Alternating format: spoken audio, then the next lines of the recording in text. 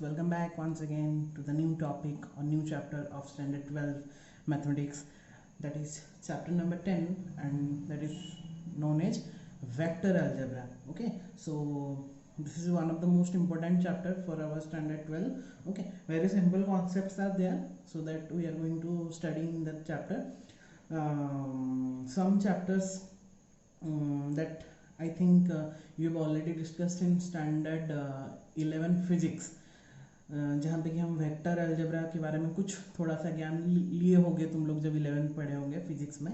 ठीक है, तो उसी को अच्छे से डिस्कस करते हैं. Vector algebra is very simple concept for our standard 12 actually, but important one. Okay, so बहुत अच्छे से इसको समझेंगे. बहुत ही कॉन्सेप्ट्स यहाँ पे बहुत ज़्यादा सारा है. ठीक है, शॉर्ट क्वेश्चंस के लिए ये चैप्टर माना जाता है. ठीक है, लॉन्ग क्वेश्चन में आता है तो 2 मार्क्स 4 मार्क्स का आता है, लेकिन शॉर्ट क्वेश्चन ज़्यादा रहता है. और जैसे कि तुम लोग का इस बार मल्टीपल चॉइस क्वेश्चन आ गया है, तो that chapter will play a vital role in your boards also.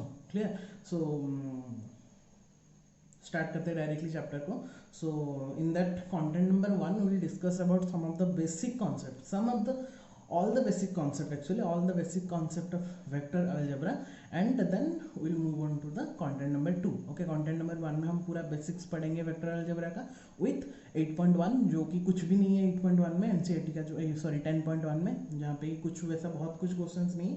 वही बेसिक क्वेश्चन जो भी पढ़ेंगे उसी को हम वहाँ पे बस डिस्कस करना रहेगा. ठीक है, फिर कंटेंट नंबर 2 से हम नेक्स्ट स्टार्ट करेंगे हमारा असली पढ़ाई. तो लेकिन जितना भी बेसिक्स लिखाया जाएगा, जितना भी कॉन्सेप्ट मैं अभी बताऊंगा, सबको अच्छे से नोट डाउन कर लेना. क्लियर?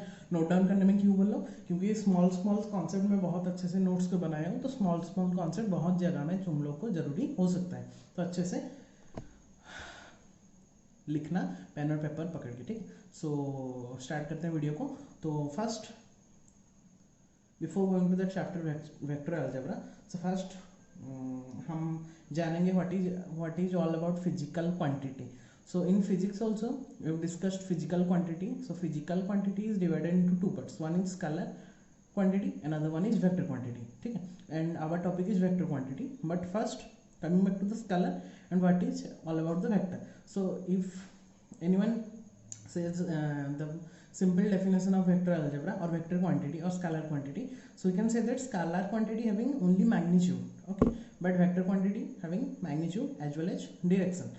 तो यहाँ पे स्केलर क्वांटिटी में ओनली मैग्नीट्यूड रहता है. ठीक है, बट वेक्टर क्वांटिटी में क्या रहता है? उसका मैग्नीट्यूड भी रहता है, उसका डायरेक्शन भी रहता है. एक पर्टिकुलर डायरेक्शन में वो मेंशन हुआ होगा विथ इट्स मैग्नीट्यूड. ठीक है, तो वहाँ पे हम उसको डिफाइन करेंगे स्केलर क्वांटिटी को. जहाँ पे ओनली मैग्नीट्यूड होगा, वहाँ पे कुछ डायरेक्शन गिवन नहीं होगा, तो उसको हम स्केलर क्वांटिटी बोलेंगे. और वेक्टर क्वांटिटी में वहाँ पे मैग्नीट्यूड एज वेल एज क्या होना चाहिए? डायरेक्शन होना चाहिए. जैसे कि ये सब हमको नहीं पढ़ने वाले अभी चैप्टर में, बस थोड़ा सा बेसिक हमको नॉलेज होना चाहिए कि what is scalar, what is vector. तो स्केलर हम फिजिक्स में ज़्यादातर हम इसको यूज़ करते आ रहे थे, इसमें थोड़ा बेसिकली हम पढ़ेंगे 12th में. तो मैग्नीट्यूड में क्या रहता है? जैसे कि स्केलर में जैसे लेंथ हो गया जैसे 10 मीटर 20 मीटर, उसका कुछ डायरेक्शन रहता है कि 20 मीटर अप, 20 मीटर डाउन, या 20 मीटर इन नॉर्थ वेस्ट, वैसा तो कुछ नहीं रहता. नॉर्मली लेंथ, मास, हाइट, एरिया, वॉल्यूम 15 kg, उसका मैग्नीट्यूड हो गया 15, मतलब उसका एक पर्टिकुलर वैल्यू देते हैं, ये तो उसका यूनिट हो गया. तो 15 kg 30 सेल्सियस. ठीक है, तो these are called as magnitude. But when the magnitude having some direction that is said to B vector quantity. Like force मैंने अप्लाई किया, ये फोन में ये पेन है, मैंने यहाँ पे फोर्स अप्लाई किया, ऐसे अप्लाई किया तो इधर गया. मैं अगर फोर्स को इधर अप्लाई करता तो ये साइड आता. तो अगर मैं लेफ्ट साइड को अप्लाई करता लेफ्ट साइड जाता, अगर मैं राइट साइड से अप्लाई करता तो राइट साइड को जाता. So I will give some force with some direction, like मैं ऊपर को उसको प्रेस कर रहा हूँ, नीचे को प्रेस कर रहा हूँ, left right. So having some force, having some magnitude as well as some direction, that's why it is said to be a vector quantity. like velocity, acceleration, और या फिर हम ऐसे बोल सकते हैं कि 2 किलोमीटर इन साउथ वेस्ट डायरेक्शन, 2 किलोमीटर तो जाएंगे इन साउथ वेस्ट डायरेक्शन में जाना है, तो 2 kilometre is the magnitude, south west is the direction, that's why combinedly it will form a vector quantity. So these are the scalar quantity and these are the vector quantity. Very simple concepts. Okay, now coming back to the representation of the vector. Okay, so how to represent a vector? Vector को हम represent कैसे करेंगे अभी? तो how to represent a vector quantity, तो बहुत ही simple सा कॉन्सेप्ट है यहाँ पे 2 पॉइंट्स रहता है, एक रहता है इनिशियल पॉइंट जहाँ से वो स्टार्ट हो रहा है, रे में जैसे होता है, जैसे यहाँ पे एक स्टार्ट हो रहा है, suppose A is the initial point, B is the terminal point जिसके दौरान वो जा रहा है। तो यहाँ पे ये here A here B, so here A B is written as A B vector, vector के ऊपर एक एरो का मार्क देंगे, that is said to be A B vector. और अगर उसका मैग्नीट्यूड हम लिखेंगे तो डायरेक्टली, या फिर मैग्नीट्यूड नहीं, नॉर्मली अगर हम उसको लिखेंगे एक स्मॉल लेटर में, तो it is also denoted as small a B C, anything in small letter we can also denote it. So A B either हम उसका पॉइंट्स पे लिखेंगे और या फिर इसका स्मॉल लेटर में भी उसको हम डिनोट कर सकते हैं, like A B C anything like that, clear. So this is the initial point, this is the terminal point. अगर यहाँ पे ऐसे थोड़ा सा घुमा देंगे, मतलब बी को मैंने इनिशियल कर दिया, ए को क्या कर दिया टर्मिनल कर दिया, और यहाँ पे नेमिंग इसका दे दिया क्या बी, तो इसका जब डायरेक्शन के अनुसार लिखेंगे, बी से स्टार्ट हो रहा था बी को पहले लिखेंगे, ए में एंड हो रहा है तो ए को लास्ट में लिखेंगे। यहाँ पे जैसे ए से बी जा रहा था, यहाँ पे बी से ए जा रहा है, तो बी ए, और we can write only b also. So that is the representation of any vector, clear हो? Very simple concept. Now coming back to the magnitude of the vector. जैसे मैग्नीट्यूड हमने बोला, मैग्नीट्यूड मतलब particular length of the directed line is called as magnitude. जो भी given vector होता है उसी का लेंथ को अगर हम डिफाइन करेंगे या फिर निकालेंगे, that is said to be directed line, मतलब जो लाइन में जो वेक्टर गिवन होगा that is called as magnitude of the vector, उसको हम क्या बोलेंगे magnitude of the vector. So it is denoted by A B modulus, modulus देंगे तो वहाँ पे हम उसका क्या हमको पता लगना चाहिए कि जहाँ पे मोड गिवन है, मॉडुलस गिवन है, वहाँ पे will find the what magnitude of that particular vector. So we can write like AB vector magnitude, or we can directly simply write as A magnitude, A vector magnitude, small letter A vector magnitude. Clear? Now coming back to the concept, important concept, that is known as position vector. So now what is position vector? ये position vector अभी क्या आता है बहुत ध्यान से देखेंगे, ठीक है। तो यहाँ पे मुझे 3 डायमेंशनल ज्योमेट्री में थोड़ा जाना पड़ेगा, 3D जो हम पढ़ते हैं, जैसे 2 डायमेंशनल मीन्स 2D, यहाँ पे 3 डायमेंशनल मीन्स 3D। तो वेक्टर का जो भी मुझे वो हम 3D में भी पढ़ेंगे, ठीक है। 3 डायमेंशनल ज्योमेट्री और एक चैप्टर है, वहाँ पे भी बेसिक सा वहाँ पे पढ़ेंगे, बहुत सारा कॉन्सेप्ट वेक्टर का वहाँ पे भी यूज होता है, तो बहुत ध्यान से देखेंगे यहाँ पे। तो जब जैसे हम 2 डायमेंशनल ज्योमेट्री लेते थे, वहाँ पे कितना एक्सिस रहता था? 2 axis, one is x axis, another one is y axis. तो here since we are taking the 3 dimensional geometry, you have to take 3 axis like x y and z, and all are mutually perpendicular to each other. मतलब ये x है, this is x, this is y, और ऊपर में अगर है वो हो गया जेड। लेकिन ऊपर तो हम उसको 3 डायमेंशनल ज्योमेट्री में शो नहीं कर सकते, इसलिए मैंने क्या किया, यहाँ पे एक दिखाया गया है। तो जैसे लगेगा कि ये इसके साथ परपेंडिकुलर है, ये इसके साथ भी परपेंडिकुलर है, ये इसके साथ, x y z are mutually perpendicular to each other. तो यहाँ पे करना क्या है मुझे, देखो यहाँ पे मुझे यूनिट वेक्टर्स कुछ लेना है, जैसे कि एक्स वाई जेड हमने लिया। यूनिट वेक्टर क्या है मैं बताऊंगा तुम लोगों को। फिर वहाँ पे पॉइंट्स लेने के बाद यहाँ पे देखो अच्छे से, पहले उसको ज्वाइन कर देंगे। एक्स एक्सिस में एक पॉइंट लिए, यहाँ पे एक्स लेंथ का, स्मॉल एक्स लेंथ का, यहाँ पे वाई लेंथ का एक लिए, यहाँ पे जेड लेंथ का एक लिए, ठीक है। ये हो गया एक्स वेक्टर, यहाँ पे लिख लेते हैं x vector, y vector and z vector, ठीक है। तो यहाँ पे जो वेक्टर हमने लिया है उसको पहले ज्वाइन कर लो, so it will form a cube like structure, ठीक है। 3 डायमेंशनल ज्योमेट्री में ये क्यूब लाइक स्ट्रक्चर फॉर्म करेगा। तो यहाँ पे जो एक कॉर्नर पॉइंट्स हो गया मेरा, यहाँ पे जो मेरा कॉर्नर पॉइंट्स हो गया, यहाँ पे ये वाला कॉर्नर पॉइंट देखो, मतलब ये हो गया उसका ओरिजिन ओ, और कॉर्नर पॉइंट इसका ऊपर वाला कॉर्नर पॉइंट। हमको यहाँ पे इमेजिनेशन थोड़ा चाहिए, वेक्टर जब हम पढ़ रहे हैं थोड़ा इमेजिन करना पड़ेगा। इसका कॉर्नर पॉइंट मतलब यहाँ से तुम लोग सोच लो कि तुम लोग के रूम से एक कॉर्नर से उसके ऊपर वाला कॉर्नर जो होगा P point, suppose that P point is the A vector whose initial point is the origin. तो ये जो वेक्टर हमारा बन गया, ओ पी जो वेक्टर बन गया, that is said to be position vector, ठीक है। तो वो पी कोई सब, जैसे हम कोऑर्डिनेट ज्योमेट्री में जैसे पी एक्स वाई लेते थे, तो हम क्या करते थे, x y means x is the x coordinate and y is the y coordinate. Here also यहाँ पे 3 डायमेंशनल ज्योमेट्री, मतलब पी हमने एक पॉइंट ले लिया, पी जब हमने एक पॉइंट ले लिया उसका कोऑर्डिनेट कितना हो गया, एक्स वाई जेड। तो यहाँ पे x is the x coordinate, y is the y coordinate, z is the z coordinate. तो देखो वहाँ पे पहुँचने के लिए मुझे कितना रास्ता कवर करना पड़ेगा। यहाँ से हमने स्टार्ट किया, यहाँ से हम x आए, ठीक है, यहाँ से हम y आए, क्योंकि इसका एडिशन y है, मतलब यहाँ से y हो गया। ऊपर में हम कितना गया z, मतलब हाइट इज z, मतलब z हो। तो ये p तक पहुँचने के लिए हमको कितना डिस्टेंस कवर करना पड़ा, मतलब कितना कोऑर्डिनेट हमको कवर करना पड़ा, x y z, ठीक है। सो p x y z। तो यहाँ पे जो P पॉइंट मिला और O पॉइंट को हम अगर ज्वाइन कर देंगे, O से लेके P तक जो वेक्टर मेरा बनेगा that is said to be position vector.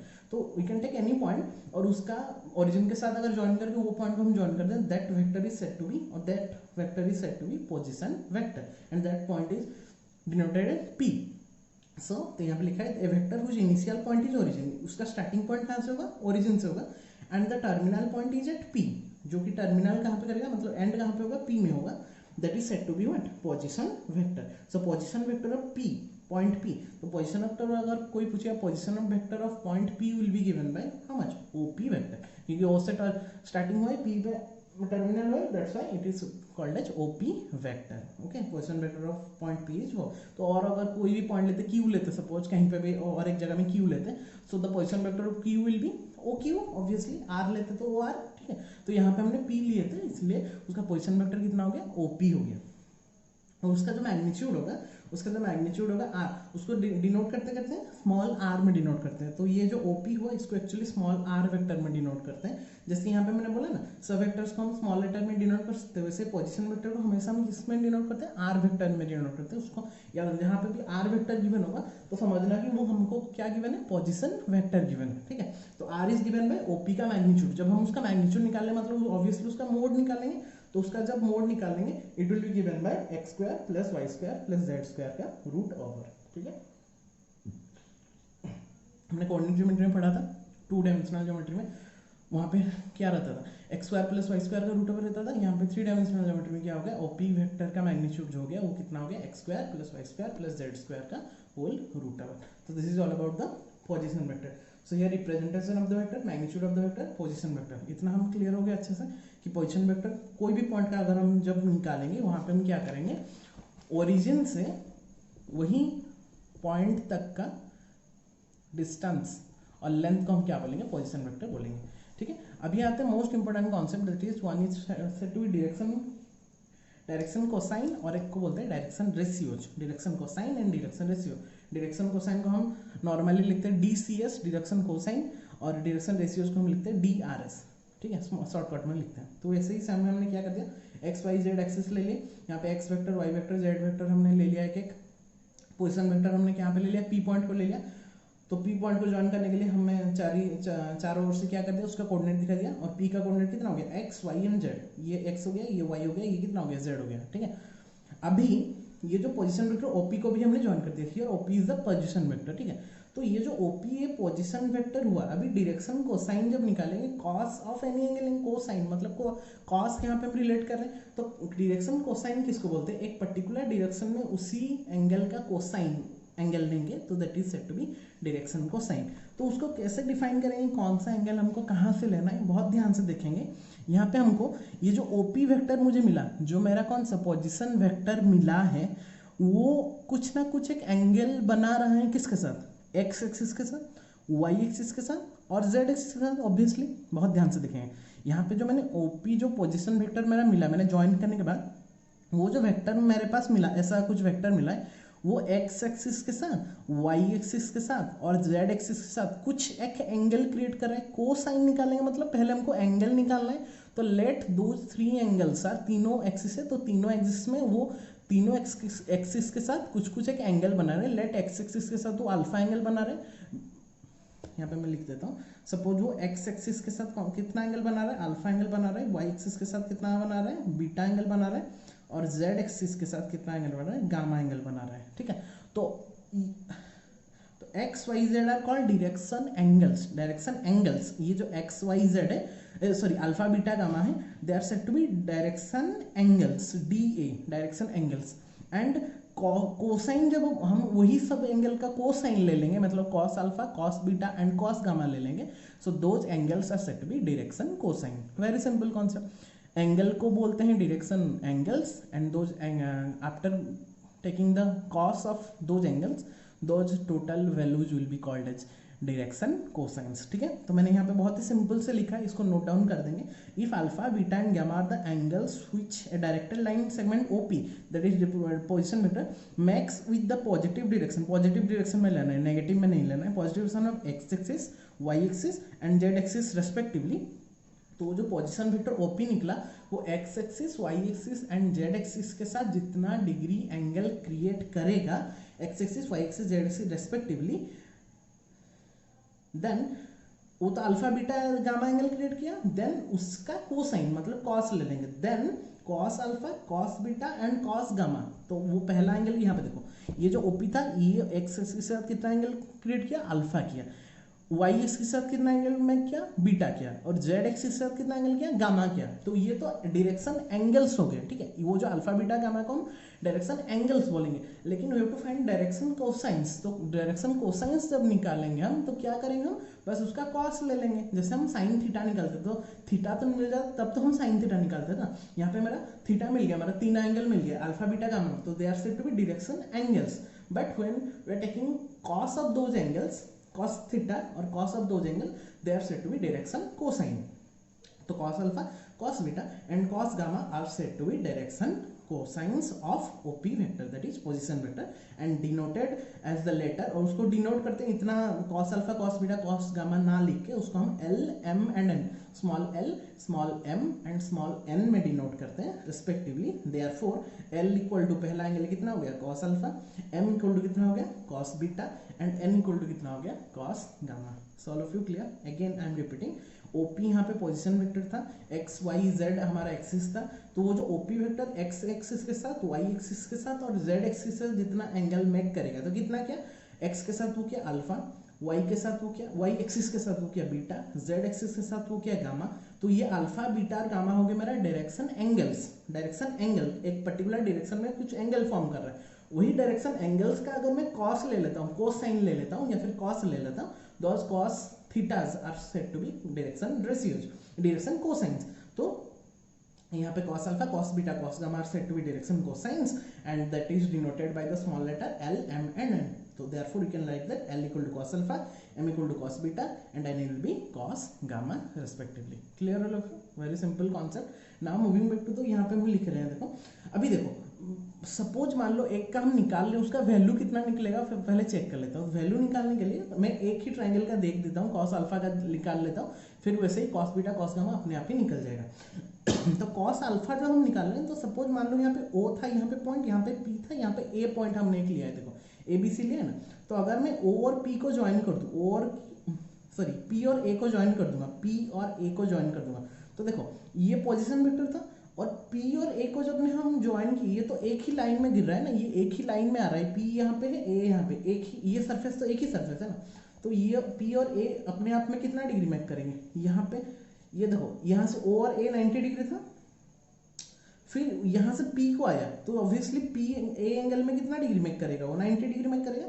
तो उसको अगर हम 2 डायमेंशनल ज्योमेट्री में देखेंगे तो कैसा होता है, यहाँ पे O पॉइंट है, ये वाला O पॉइंट, यहाँ पे A पॉइंट, ये वाला A, और उसके ऊपर में क्या हो गया, यहाँ पे P पॉइंट मिल जाएगा मुझे, ठीक है।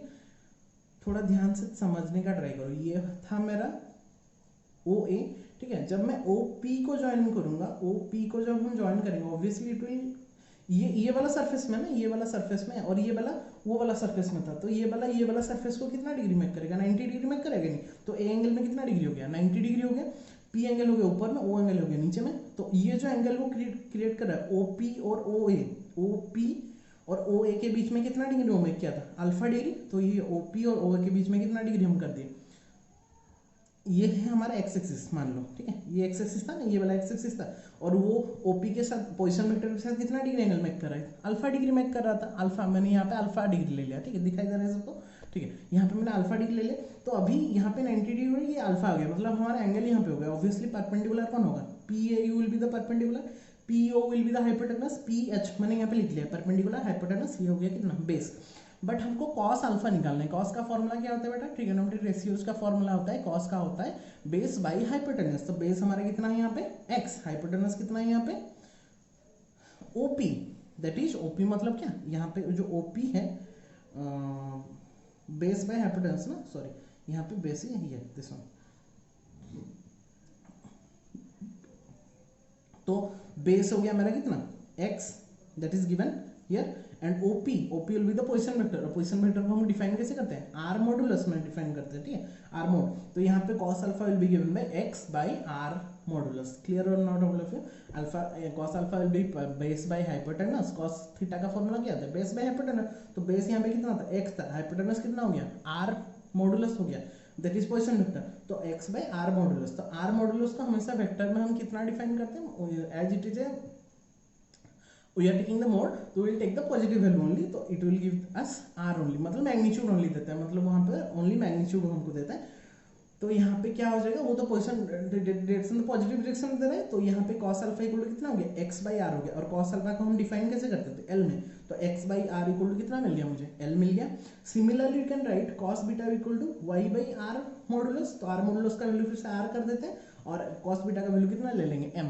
तो y by r equal to m, वैसे ही z by r equal to n। तो यहाँ पे मुझे लास्टली क्या मिला, x by r equal to l, y by r equal to m, z by r equal to n। Clear? So these are the direction cosines. Again I am repeating, बहुत ही important ये क्यों है, क्योंकि ये अगर नहीं समझ, हम फंडामेंटल्स अगर नहीं समझेंगे तो बाद में हम लोगों को क्वेश्चन सॉल्व करने में बहुत ही प्रॉब्लम हो जाएगा। तो बहुत ध्यान से थोड़ा मैं इसलिए नॉर्मली तुम लोगों को समझा रहा हूँ। और ये वाला कॉन्सेप्ट हम 3D में भी यूज करेंगे, 3 डायमेंशनल ज्योमेट्री में भी यूज करेंगे। तो थोड़ा ध्यान से सुनेंगे क्या क्या मैं बोल रहा हूँ, और नोट डाउन करते जाना क्या क्या हम यहाँ पे डिस्कस कर रहे हैं। तो हमने बोला कि डायरेक्शन पोजीशन वेक्टर के साथ वो एक्स एक्सिस के साथ जितना एंगल मेक करते हैं उसको हम अल्फा लिए, वाई एक्सिस के साथ बीटा लिए, और जेड एक्सिस के साथ कितना लिए, गामा लिए। तो वो जो एंगल्स होता है उसको हम डायरेक्शन एंगल्स बोलते हैं। और वही डायरेक्शन एंगल्स का अगर हम cos थीटा ले लेते, मतलब cos ऑफ दोज एंगल्स ले लेते, तो cos अल्फा, cos बीटा और cos gamma, those cos alpha, cos beta and cos gamma are said to be direction cosines, and they are denoted as L, M and N. So L equal to cos alpha, M equal to cos beta, N equal to cos gamma. फिर से हमने क्या किया, उसको एक representation किए, उसको एक ट्रायंगल में 2 डायमेंशनल ज्योमेट्री में किए। तो cos अल्फा मेरा कितना निकला, s by position vector r निकला। पोजीशन वेक्टर का हम हमेशा वेक्टर क्वांटिटी, मतलब वेक्टर को हम कितना लेते हैं, r ही नॉर्मली लेते हैं, उसका मैग्नीट्यूड लेते हैं। तो x बाई आर हो गया, और cos अल्फा का वैल्यू कितना था, l, तो x by r equal to l हो गया, y by r equal to m हो गया, z by r equal to कितना हो गया, n। So these are said to be direction cosines. Now coming back to the next point, that is direction ratios. So what is all about direction ratios? Just focus on that point. Okay, the next point is, the next point of ours is direction ratios. So what is all about direction ratios? So direction ratios is nothing, as we know that L equal to x by r, m equal to y by r, n equal to z by r. Just cross multiply it, we will get x equal to lr, x equal to lr, y equal to mr, z equal to nr. ठीक है? तो what is direction ratios? The direction ratios are the numbers a b c. Direction ratios are the numbers, वो normally numbers होता है, ratios मतलब एक normal number, वो proportional में रहता है। तो A B C such that they are proportional to the direction cosines. वो किसके साथ प्रोपोर्शनल रहता है, हमने प्रोपोर्शनल पढ़ा था 7, 8, 9 क्लास में। वो किसके साथ प्रोपोर्शनल रहता है, डायरेक्शन कोसाइंस के साथ। मतलब डायरेक्शन कोसाइन निकलेगा, फिर हम डायरेक्शन रेशियो उसका प्रोपोर्शनलिटी निकाल सकते हैं। मतलब कैसे, सपोज ए बी सी हमारा क्या हो गया, डायरेक्शन रेशियोज हो गया, वो किसके साथ प्रोपोर्शनल करेगा, उसके कोसाइन के साथ। डायरेक्शन कोसाइन को, डायरेक्शन कोसाइंस कौन कौन था हमारा, एल, एम एंड एन, ये तीनों था ना, एल, एम और एन था हमारे direction cosines.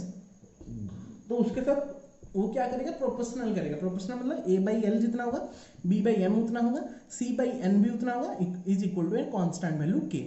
So that they are in proportionality and therefore they are said to be a b c are said to be what, direction ratios, and l m and are said to be direction cosines. तो direction ratios बहुत इतना कुछ important मतलब नहीं है, बस वो proportional होना चाहिए किसके साथ, direction cosines के साथ proportional रहना चाहिए, एक constant value में proportional रहना चाहिए। मतलब a by l करेंगे जितना निकलेगा, b by m भी उतना निकलेगा, c by n भी उतना ही निकलेगा, that will give us a constant value k.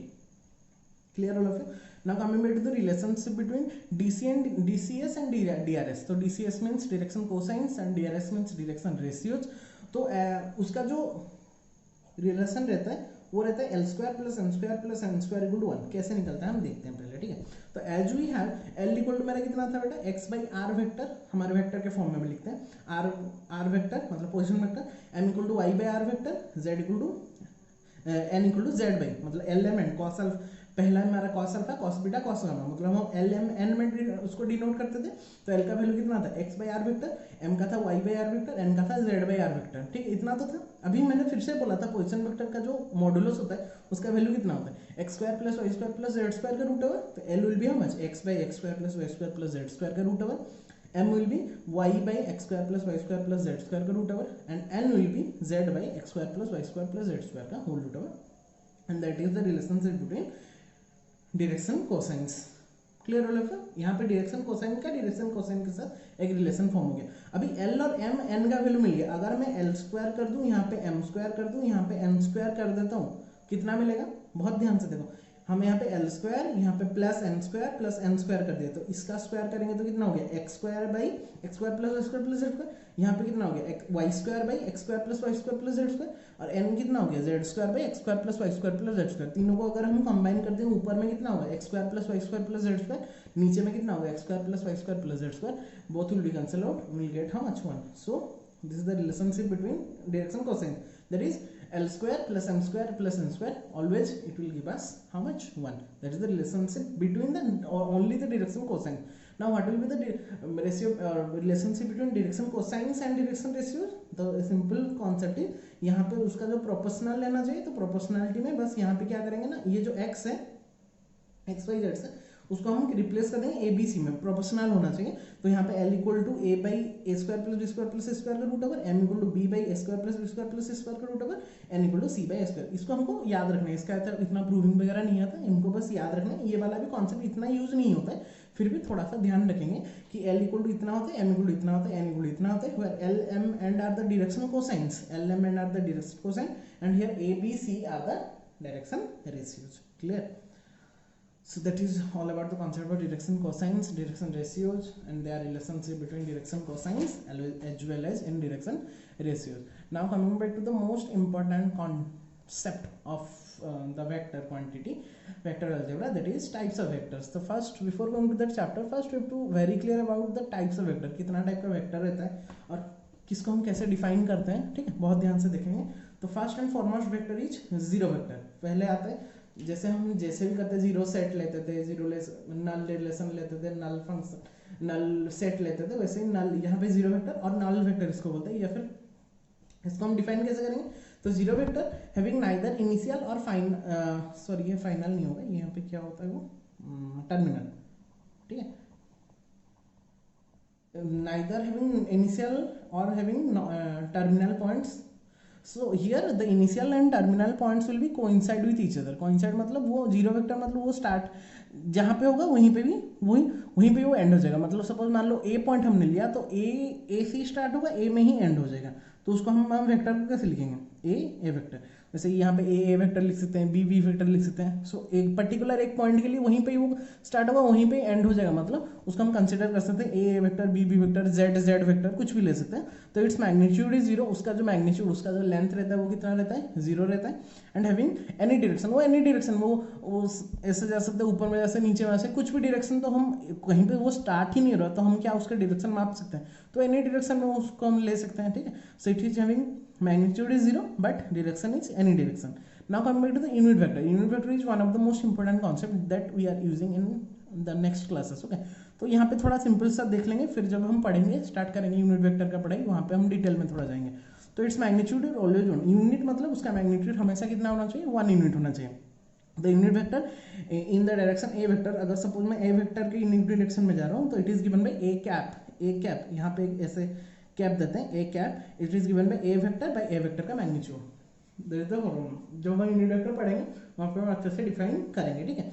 तो मान लो यहाँ पे एक बड़ा वेक्टर था, उसका छोटा पार्ट मतलब 1 यूनिट अगर हम कंसीडर करेंगे, that is said to be 1 unit length अगर ले लेते हैं, that is said to be unit vector and it is denoted by a cap. B cap जितना भी हम लेंगे उसको वैसे ही कंसीडर करेंगे.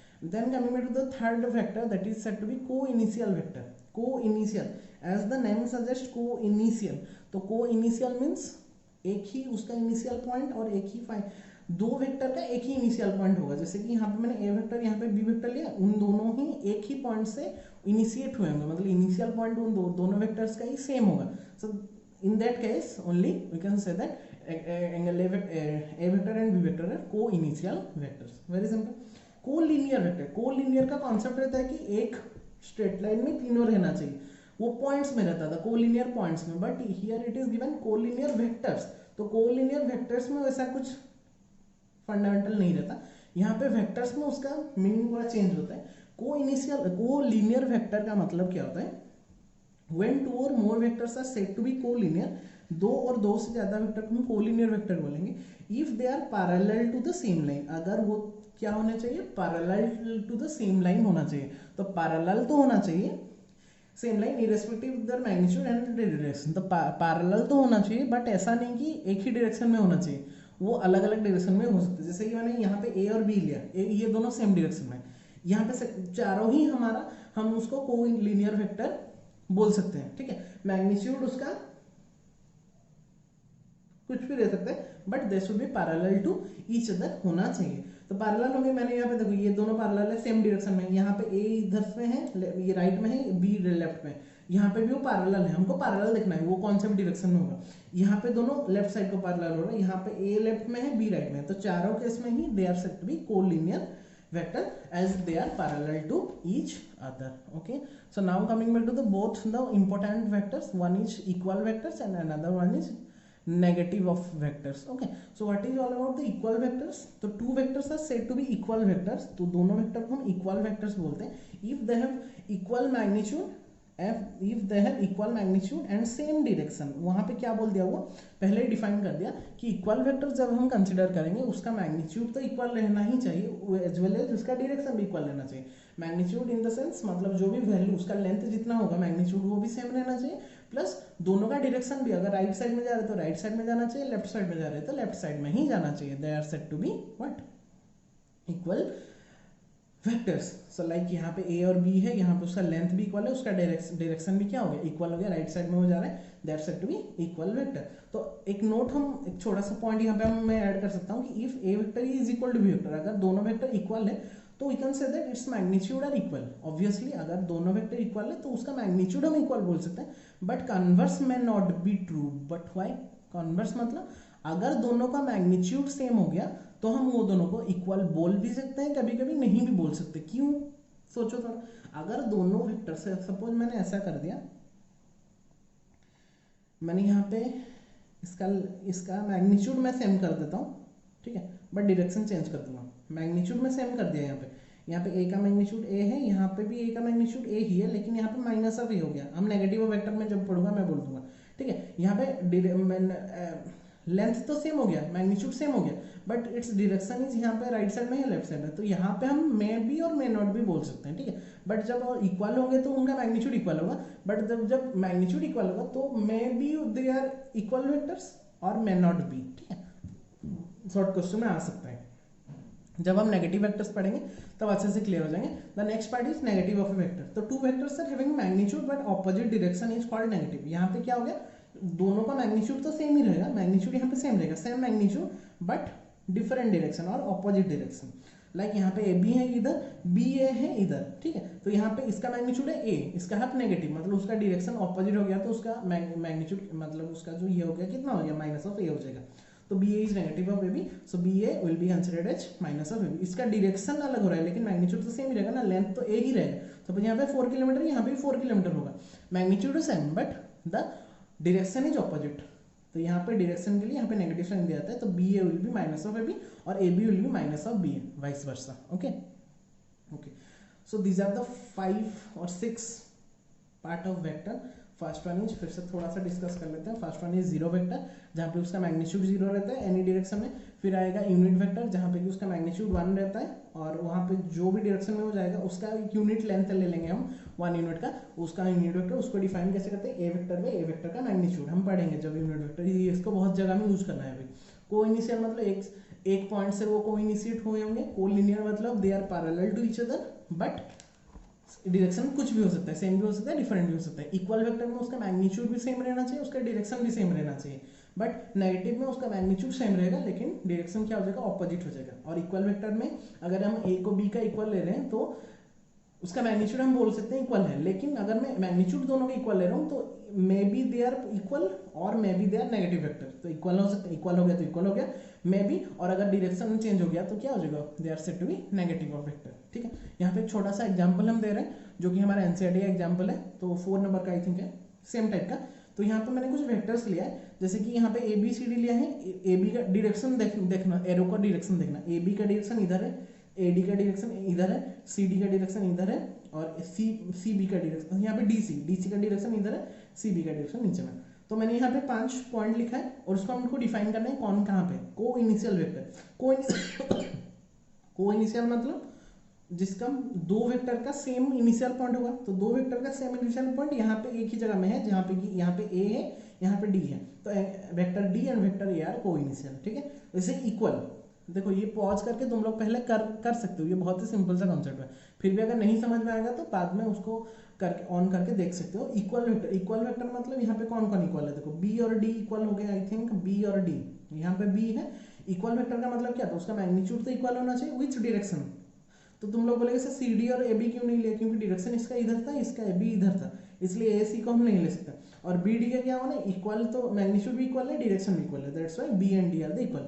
नेगेटिव मतलब क्या होना चाहिए, नेगेटिव का क्या होता है, मैग्नीट्यूड इक्वल होना चाहिए बट डायरेक्शन ऑपोजिट होगा। तो वो कहाँ पे एग्जिस्ट कर रहा है, ये देखो एंगल वेक्टर ए और वेक्टर सी और वेक्टर ए और सी का मैग्नीट्यूड सेम है, देखो मैग्नीट्यूड लेंथ सेम है, बट इसका डायरेक्शन यहाँ पे है और इसका डायरेक्शन ऑपोजिट में है, that's why negative A is the negative of C और C is the negative of A, ठीक है। कोलिनियर मतलब पैरेलल होना चाहिए, तो ये इसके साथ पैरेलल है, ये इसके साथ, तो B parallel to D, A parallel to C. तो वहाँ पे कुछ रेस्ट्रिक्शन नहीं है हमारे पास, क्योंकि यहाँ पे डायरेक्शन कुछ भी हो सकता है, वो सेम भी हो सकता है, डिफरेंट भी हो सकता है, तो हमको इतना देखना नहीं है। बी सी के साथ पैरेलल है, बी डी के साथ पैरेलल है, ए सी के साथ पैरेलल है। जीरो वेक्टर, तो यहाँ पे तो जीरो वेक्टर नहीं होना चाहिए, दिख रहा है कि नहीं है, लेकिन हर पॉइंट में हम जीरो वेक्टर को डिफाइन कर सकते हैं, क्योंकि जीरो वेक्टर में बोला था ना, उसका इनिशियल और फाइनल टर्मिनल पॉइंट कुछ भी नहीं रहता।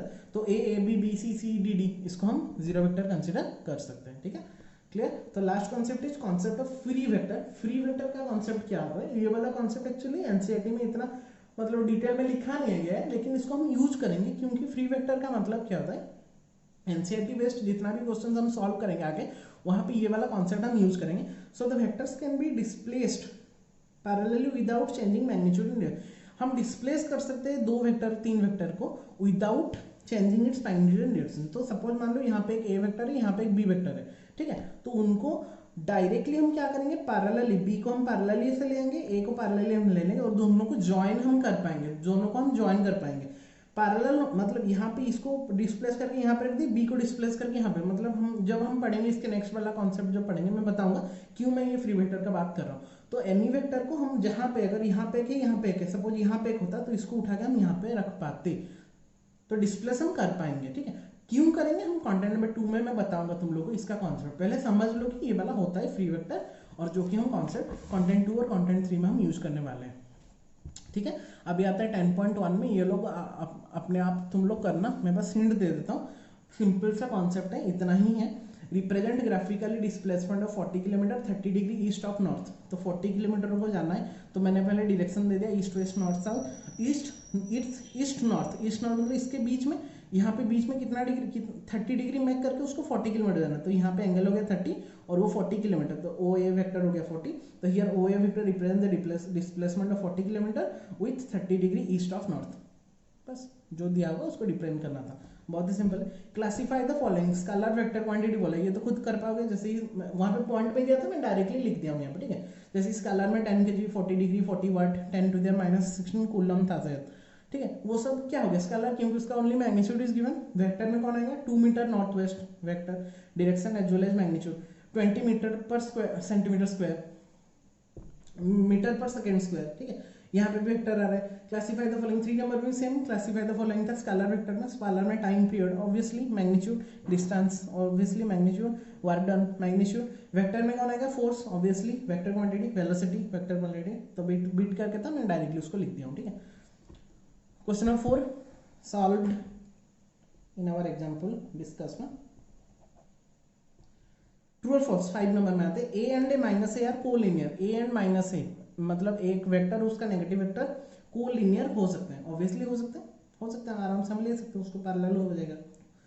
2 collinear vectors are always equal in magnitude, 2 collinear vectors are equal in magnitude. तो इक्वल हम हमेशा बोल नहीं सकते, पैरेलल लाइन को हम इक्वल मैग्नीट्यूड तो बोल नहीं सकते। हम यहाँ पे कैसे ले सकते हैं, ए और यहाँ पे ले सकते हैं ए, यहाँ पे मैंने लिया ए वेक्टर, यहाँ पे लिया मैंने 2a वेक्टर सपोज, तो ये तो पैरेलल हो गया, लेकिन मैग्नीट्यूड में भी इक्वल हो सकता है, मे नॉट भी, वो ऑलवेज बोला है, तो ऑब्वियसली फॉल्स होगा। मैंने ए और 2a लिया है तो फॉल्स ही होगा। बिट 3 में आते हैं, two vectors having same magnitude are collinear. यहाँ पे भी हम बोल नहीं सकते, मैंने बोला था ना वो जो एक नोट बताया था मैंने, अगर मैग्नीट्यूड सेम हो गया तो वो कोलिनियर होंगे बोल के उसका कुछ मतलब नहीं हो सकता, कोलिनियर हो सकते हैं। हमारा एक्स के यूनिट वेक्टर के ले लो, यूनिट वेक्टर हम ले ले तो 1 यूनिट उसका मैग्नीट्यूड सेम हो गया, एक्स और वाई का यूनिट वेक्टर हम लेंगे तो उसका भी 1 यूनिट हुआ, वाई का भी 1 यूनिट, लेकिन वो पैरेलल होंगे क्या नहीं होंगे वो तो हम नहीं बता सकते, ऑलवेज तो नहीं बता सकते ना, that's why it is also incorrect और फॉल्स। बिट 4 में आता है two collinear vectors having same magnitude are equal, तो two collinear vectors having same magnitude, अच्छा collinear vector having same magnitude are said to be equal. अच्छा बेटा collinear होगा तो वो ऐसा भी हो सकता है, दो कंडीशन हो सकता है, या तो वो इक्वल हो सकता है या फिर नेगेटिव हो सकता है। इक्वल होने के लिए same direction with same magnitude रहना चाहिए, तो सेम मैग्नीट्यूड तो ऑलरेडी गिवन है, बट वहाँ पे बोला नहीं कि सेम डायरेक्शन में भी है, वो बस कोलिनियर बोला है। तो कोलिनियर में तो दो कंडीशन आ जाएगा ना, एक तो वो सेम डायरेक्शन में होगा, एक तो ऑपोजिट। तो अगर वो ऑलवेज बोला है तो एक के लिए हम बोल सकते हैं कि हमेशा के लिए नहीं बोल सकते, वो अगर ऑपोजिट हो गया कोलिनियर वेक्टर्स, जैसे कि मैं ए और माइनस ए ले लिया, तो ए और माइनस ए हम जब ले लिए तो वहाँ पे ए और माइनस मैग्नीट्यूड तो सेम हो गया, बट यार they are different in direction, that's why हमेशा हम उसको इक्वल नहीं बोल सकते। यहाँ पे दो नेगेटिव वेक्टर हो गया, ठीक। तो जहाँ पे वो एक कंडीशन में सेटिस्फाई नहीं कर रहा है, मतलब it will not satisfy for the all the condition, वहाँ पे वो फॉल्स ही होगा। और अगर सारा कंडीशन के लिए सेटिस्फाई कर रहा है तो इट विल बिकम ट्रू, ठीक है। तो this is all about your content number 1 where we have discussed so many basic concept of what vector algebra. Okay, very simple concept like position vector, बहुत सारा हमने डिस्कस किया ताकि तुम लोग बहुत अच्छे से उसका नोट्स प्रिपेयर कर लेना, और एक्सरसाइज तो करना ही करना। नोट्स बहुत इंपॉर्टेंट है क्योंकि छोटा छोटा चीज हम कभी कभी भूल जाते हैं, ठीक है। शॉर्ट क्वेश्चन में बहुत सारा प्रॉब्लम आ सकता है, तो हर चीज को नोट डाउन करके रखना, छोटा छोटा सिंपल ट्रिक जहाँ पे हम अप्लाई किए उसको भी नोट डाउन करके रखना, क्योंकि बहुत ही आगे ये काम दे सकता है तुम लोगों को, ठीक है। तो नेक्स्ट कंटेंट जब हम पढ़ेंगे content number 2, content number 3, content number 4, वहाँ पे इतना नोट्स नहीं होगा, वहाँ पे हम प्रॉब्लमेटिक करेंगे, लेकिन content 1 is purely based upon all the notes and simple concept, basic concept, fundamentals, all the fundamentals of vector algebra are given here. Direction, cosine, direction ratios, types of vectors, then position vector, unit vector, all are this fundamental, जो कि हम फंडा अगर हमारा clear नहीं होगा vectors का, कोई भी चैप्टर का अगर हम फंडामेंटल क्लियर नहीं होंगे तो हमको आगे जाके हमको ही प्रॉब्लम होगा। अभी समझ जाएंगे, ठीक है, अभी देख के समझ जाएंगे, लेकिन 1 महीने बाद जब हम करने बैठेंगे हमको फिर से देखना पड़ेगा कि यार ये यूनिट वेक्टर किया क्या बोल रहा था, डायरेक्शन कोसाइन कैसे निकालते थे, डायरेक्शन रेशियोज कैसे निकालते थे, अरे यूनिट वेक्टर हम कहाँ पे डालते थे, इक्वल वेक्टर और नेगेटिव वेक्टर में डिफरेंस क्या था, वो सब हमको फिर से मतलब देख के करना पड़ेगा। तो इसके लिए अभी से अगर अच्छे से क्लियर हो जाएगा तो तब थोड़ा सा रिवाइज, और नोट्स होगा तो पास में तो थोड़ा सा रिवाइज करके हम आराम से उसको कर सकते हैं। इसलिए मैं नोट्स के ऊपर ज़्यादा एम्फोसाइज दे रहा हूँ, और मैं भी खुद से नोट्स बना के तुम लोगों को इसीलिए दे रहा हूँ, वरना तो मैं नॉर्मली तुम लोग को एक्सरसाइज करवा देता जूम क्लास लेके, ठीक है। मैं नोट्स बना रहा हूँ इसीलिए तुम लोग थोड़ा नोट डाउन करके रखना, तुम लोग के लिए बेनिफिट है, और ये +2 के लिए मतलब बोर्ड्स के लिए बेनिफिट है, एज वेल एज अगर हम तुम लोग कुछ ज़्यादा कॉम्पिटेटिव एग्जाम भी प्रिपेयर हो रहे उसके लिए भी basic fundamental is very essential, clear. और नोट्स हमेशा नहीं मिलता कहीं पे भी, ठीक है। नोट्स बहुत जगह में तुम लोग नोट्स बना के रखोगे तो ही तो तुम लोग बाद में उसको यूटिलाइज कर पाओगे ना। नोट्स ही अभी लिख लोगे और कॉपी को फेंक दोगे, एक कॉपी खत्म तो फेंक दी उसको, तो फायदा लॉस किसका हुआ, तुम लोग का ही हुआ, ठीक है। तो इसीलिए अच्छे से उसको नोट डाउन करना।